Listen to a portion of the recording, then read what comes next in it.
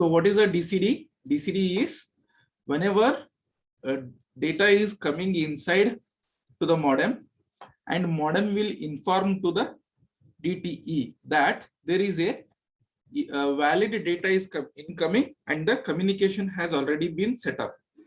So that signal is called as DCD. DCD signal is output from DCE, input to DTE. Okay, and whenever 8051 is start up, then it will send that it is ready for communication. Whenever it is turned on, it sends out DTR signal, data terminal ready. Okay, it should tell no that it should be ready. So for communication, so that is why it is sending DTR. Okay, so this is DCD,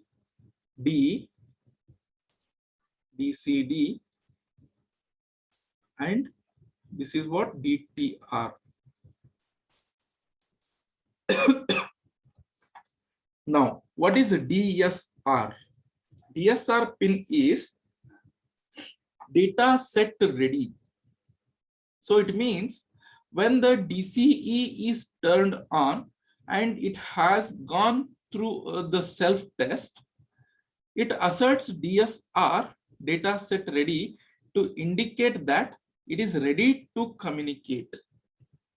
Right? So here what is happening? Whenever data is ready inside this DTE and DCE is able to communicate, is able to send that data set ready. So it is asserting DSR. It is telling to 8051 that it is sending DSR. For what purpose? It is ready to start communication.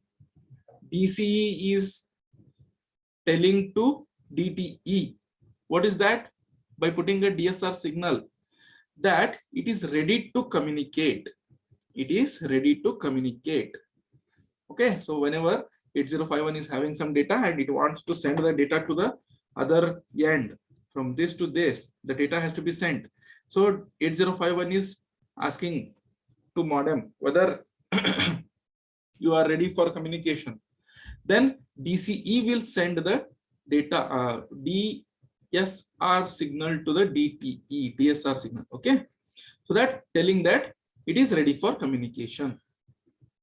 Okay, then what is RTS? Request to send. RTS is request to send. So here, whenever the DTE device has a byte to transmit, so first it should be RTS and then it should be DSR. Whenever DT is having a data bit, okay, say A has to be sent from first 8051 to second 8051. Then first 8051 is ready with the data. So it is sending the RTS signal to the modem. RTS signal to the modem. Okay, RTS. What is RTS? Requested to send. So what it is? What do you mean by that? The DTE device has a byte to transmit. So the DTE is telling to modem that it is having some bytes. It is having a data to be transmitted. So to tell that, it is going to send RTS signal to the modem that it has a byte of data to be transmitted. Okay. Then what about CTS? CTS is clear to send. Then what will happen? Modem will reply back to the RTS. Modem will reply back to the RTS saying that is by sending CTS, clear to send, saying that when the modem has room for storing the data it is to receive, it sends out signal CTS to DTE. It sends out signal to DTE to indicate that it can receive the data now. So whatever the data is there, first 8051 will send RTS, I'll make it as this is going to be.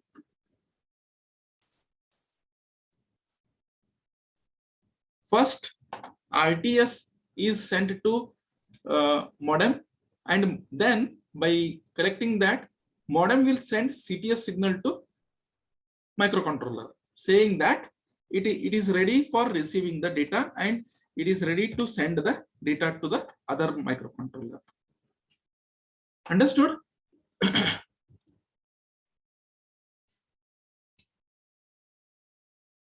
Okay, then one more is there, ring indicator, right? So when an output from the modem,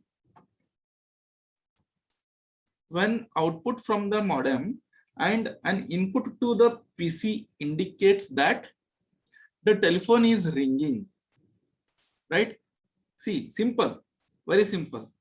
There is a telephone line connection here. There is a telephone line is there, right? This is a telephone line, this is a modem, this is our computer PC or 8051. Here, this is a telephone, this is a modem is being connected to that telephone, and this is our microcontroller.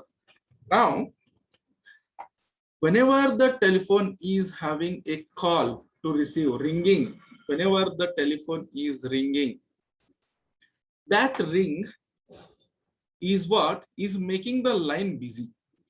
So the telephone, whenever it is ringing, the modem has to send to the modem has to inform the DTE that the telephone is ringing.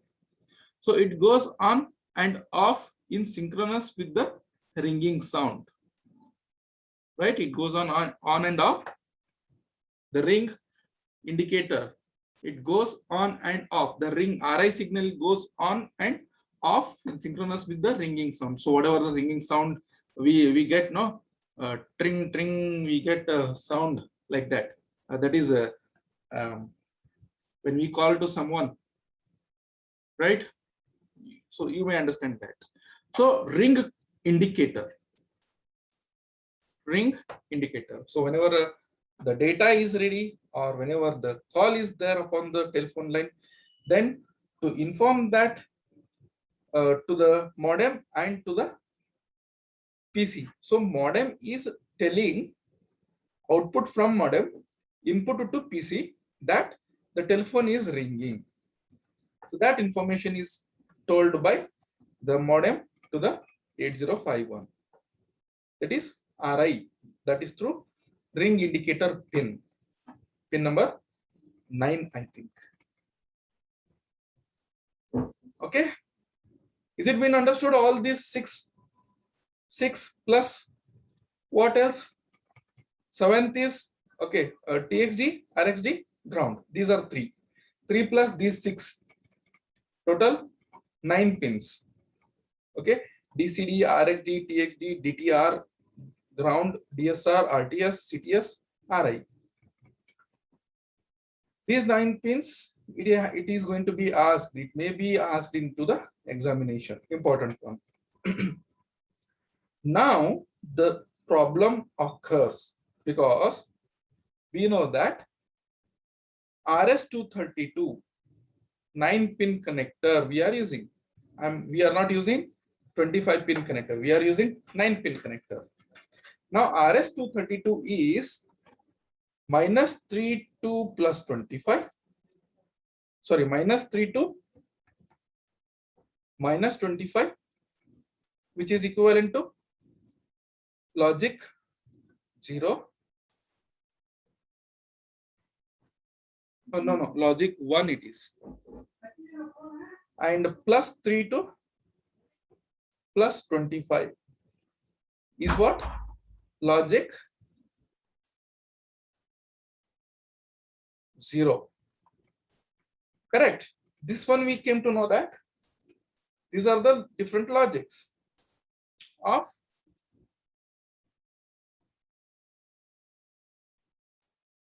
RS-232. Now, how to convert these voltage levels of RS-232 into the TTL logic, TTL levels, so that there is a line driver. There is a line driver called as MAX 232 IC, MAX 232 chip, that is required to convert RS-232 voltage levels into TTL levels and vice versa. So one more IC is going to be used in between the RS-232 and the 8051. That is called as line driver, or also it is called as MAX 232. So 8051 has a pins, 2 pins. What are those pins? TXD and RXD. P3.0, P3.1. I think pin number 10 and 11. 10 and 11. Okay. Pin number 10 and pin number 11. These pins are TTL compatible. Okay. So therefore, they require a line driver to make them RS-232 compatible. Right? Understood? Have you understood till this? Actually, we don't have to study about MAX 232, but we should know what is a MAX 232. Okay. So this is a MAX 232, right? Say some pins are there here. Input pin T1 in, R1 out, T1 in, that is transmission 1, transmission 2 line, transmitter 2 line, receiver 1 line, receiver 2 line, right? Transmitter out, receiver in, transmitter out, receiver in. Okay, so these are the main pins where, see, it is been connected like this. This is our RS-232.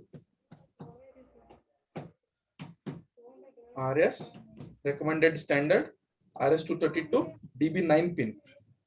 Okay, this is our MAX 232. So the transmitter is connected here. Transmitter is connected here of this TXD, pin number 2, pin number 3, RXD. 3 is connected to the 13. So 13 here. Then here pin number 11 of this is connected to transmitter in. Okay, it is a transmitter in for the 8051. So TXD pin P3.1, P3.1. Okay, transmitter in, it should be out, means here it should be. Okay, and then pin number 12 is connected to pin number 10 of 8051. So 8051 is there, RS-232 is there, in between MAX 232 is there. The MAX 232 is only converting the RS-232 levels, voltage levels, into 8051 TTL levels, and 8051 TTL levels into RS-232 voltage levels. Understood?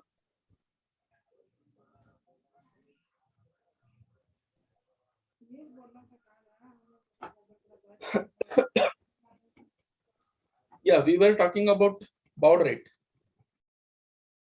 Correct? We were talking about the baud rate. So we already know what is a baud rate, bits per second, and the standard baud rates are,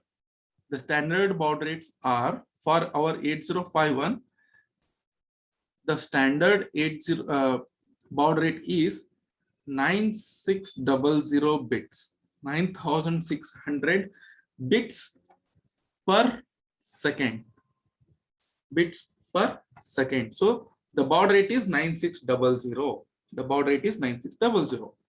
So with the crystal 11.0592 megahertz that we have in 8051, right? Find the TH1 value. So TH1 value, we have to store the baud rate into, we have to store the baud rate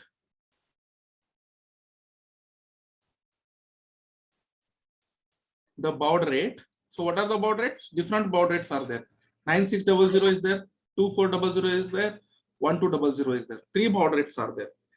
Now we have to store this baud rate into what?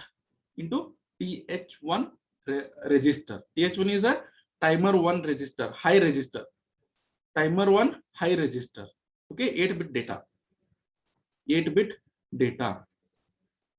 Okay, so it is very simple. Convert 9600 into hexadecimal number. Convert 2400 into hexadecimal number. Convert 1200 into hexadecimal number. So how to convert? First, let us understand what. See, what is one machine cycle? 11.0592 megahertz divided by 12 is 921.6 kilohertz. Our UART is not using 921.6 kilohertz. Our UART means asynchronous receiver and transmitter pins are there though. They are not using 921.6 kilohertz.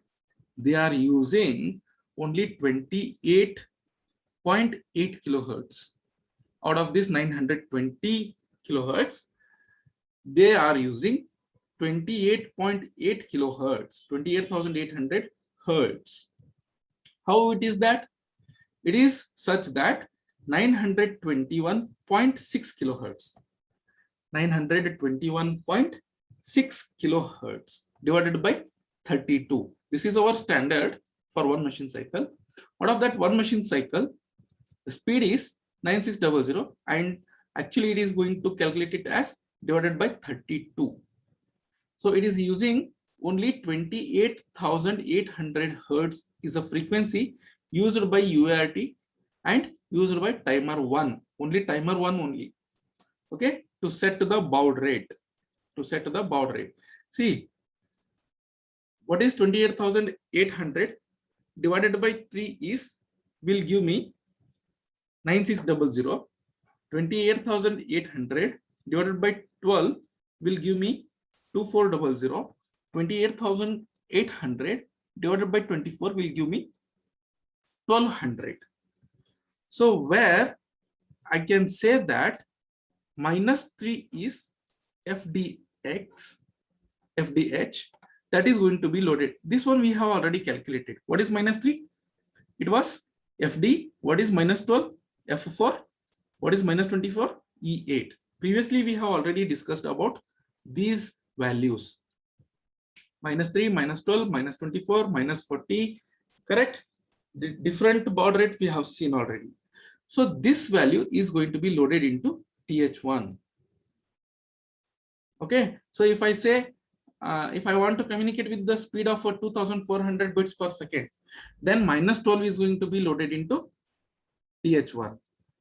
If I want to communicate with very high speed, 9600 bits per second, then I am going to load -3 into TH1. So that is it.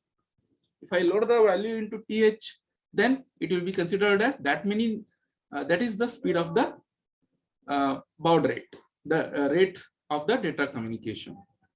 Okay, so crystal is there, divided by 12 will happen, and then divided by 32 will happen.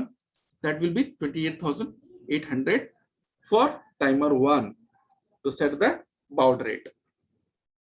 So here are different baud rates: 9600, 4800, 2400, 1200, and these are the values. We know how these values will come out. Okay.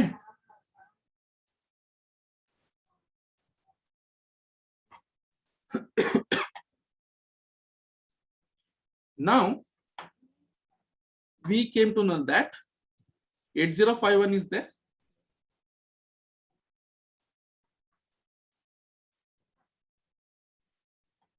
Then DB9 RS232 is there. RS232 is there here. Then there is a modem. There is a modem. Okay. 8051 is having one special register, and that register is SBUF. SBUF stands for serial buffer. Serial buffer. Buffer stands for storing, no? Buffer is a storage device, correct? Serial buffer. So serial buffer is one register inside the 8051. Whenever 8051 is having a data to be transmitted, that data is going to be stored onto SBUF. Okay? And whenever 8051 receives the data from external, then that data is going to be again stored into SBUF. The 8051 will collect the data from SBUF if any data is receiving, and if any data is transmitting, 8051 will put that data upon SBUF. Understood?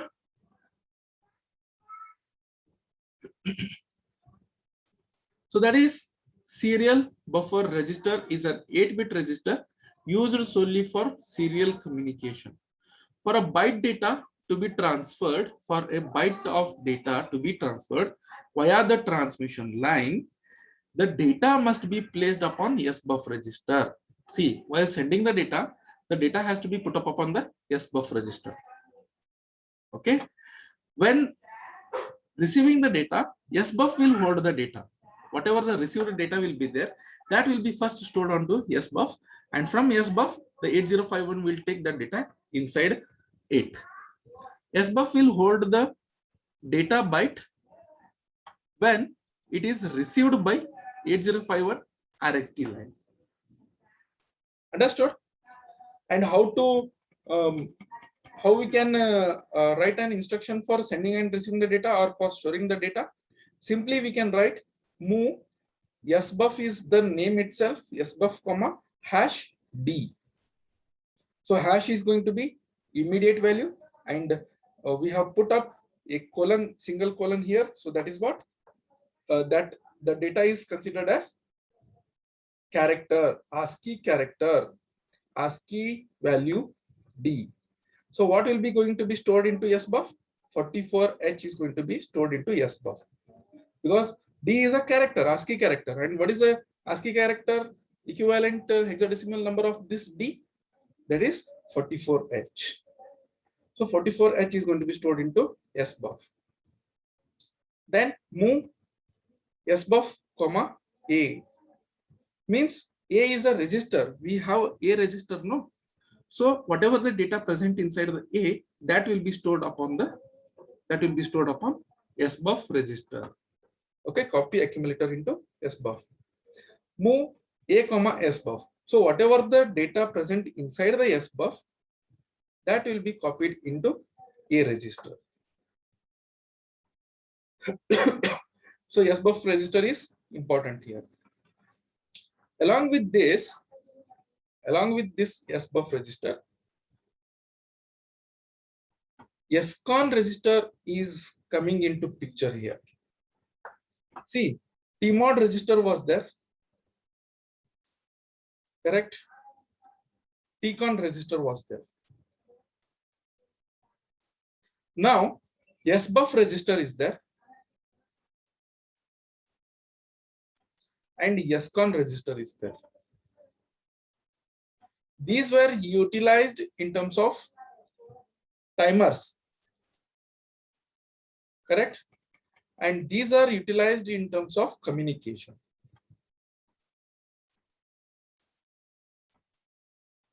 Right? So SBUF is also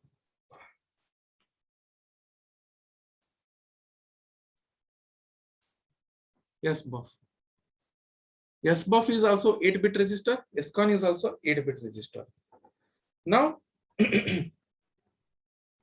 what is this SCON register? It is serial control register.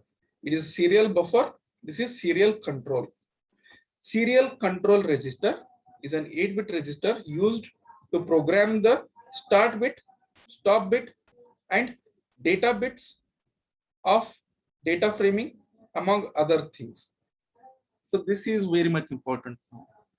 What are the bits that SCON is having? SM0, SM1, SM2.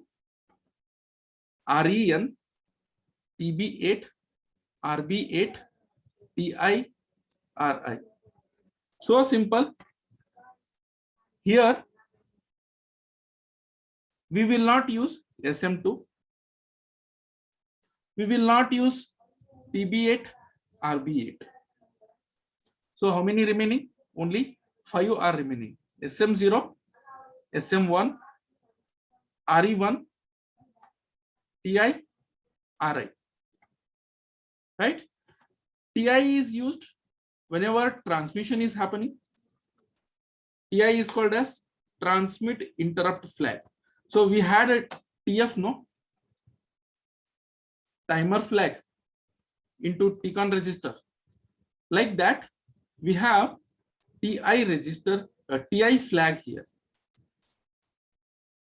TI flag here in SCON register. Okay. Transmit interrupt flag. Transmit interrupt flag. Okay. So, and what is RI? It is during reception. RI is receive interrupt flag. Receive interrupt flag. Okay. So we will understand what is REN. What is REN here? Set or clear by software to enable or disable reception. So reception, when the reception is happening, REN is equal to 1. When the reception is disabled and transmission is enabled, then REN is equal to 0. So simple. REN is equal to, it is what it is making? Reception, enable and disable. Reception is enabled, reception is disabled. When it is equal to 1, reception is enabled. When it is equal to 0, reception is disabled. Okay. So if the reception is disabled, what do you mean by that? It means if I am receiving, I am disabling my receiving ability, it means I am sending. When I am enabling my receiving ability, it means I am receiving. Okay, so REN. SM2 is used for multiprocessor communication, so that we will not use this. We are not going to use a multiprocessor communication, so let us not use this. What is SM0? Serial port mode specifier. SM0, SM1. These are very much easy. See, 00, 01, 02, 00, 01, 10, 11. 4 modes are there. Out of 4 modes,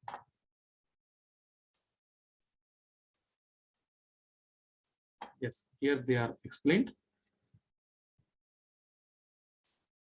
SM0, SM1, 00 is serial mode 0, 01 is serial mode 1, which is 8-bit data communication.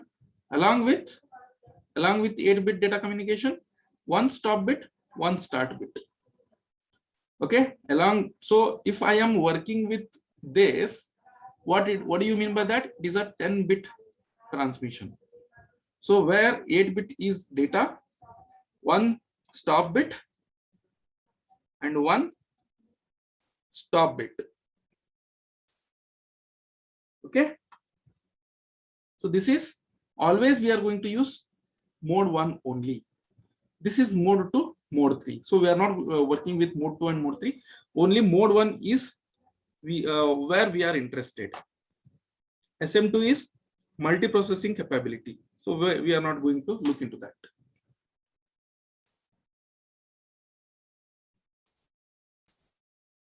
Then REN is there. REN is, it is a bit addressable register. Yeah, we know that. Okay, it is a bit addressable register. When it is high, when REN is equal to 1, it allows 8051 to receive data on RxD pin. So RxD pin is receiving the data. There is an incoming data to the RxD pin. If it is low, receiver is disabled. So there is no reception of the data. Only transmission of the data will be enabled. There is no reception. Okay. Whenever there is a reception incoming data, then RHD pin, REN pin is equal to be 1. Then TI, transmit interrupt flag. Whenever 8051 finishes the transfer of 8 bits, 8-bit character.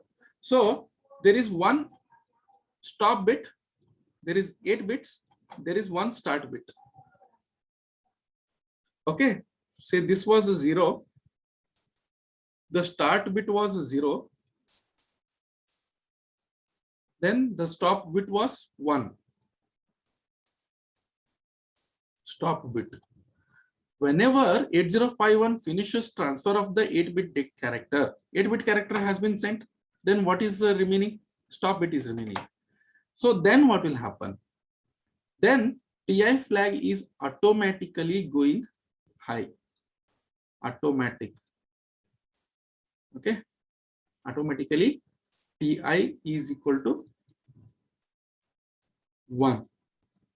Or else it will be always 0. So when it will be going to 0, 1, it rises a TI flag to indicate that it is ready to transfer another byte of the data.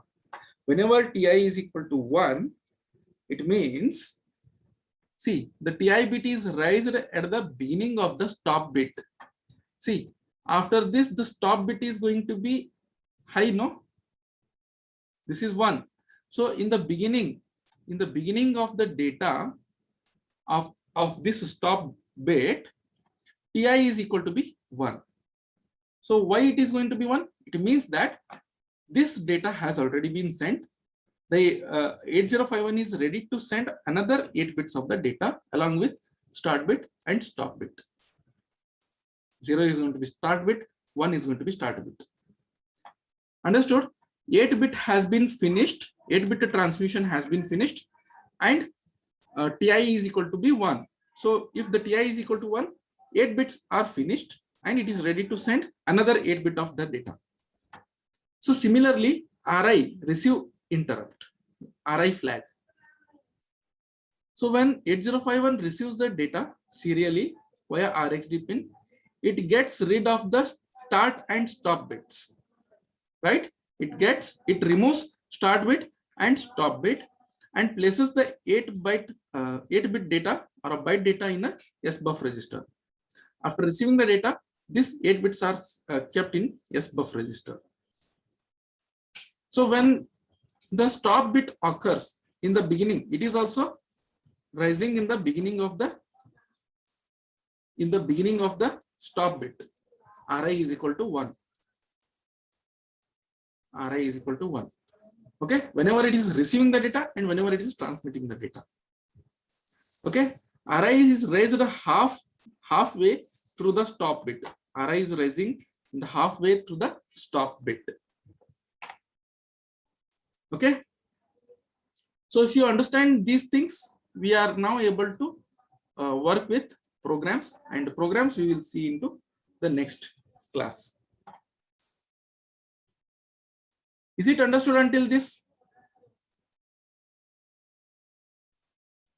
Is it been understood what is SBUF register, what is SCON register, and what is line driver max 232, and what is RS232, and then what is start bit, stop bit, communication basics, simplex, duplex, protocol, right? Have you understood?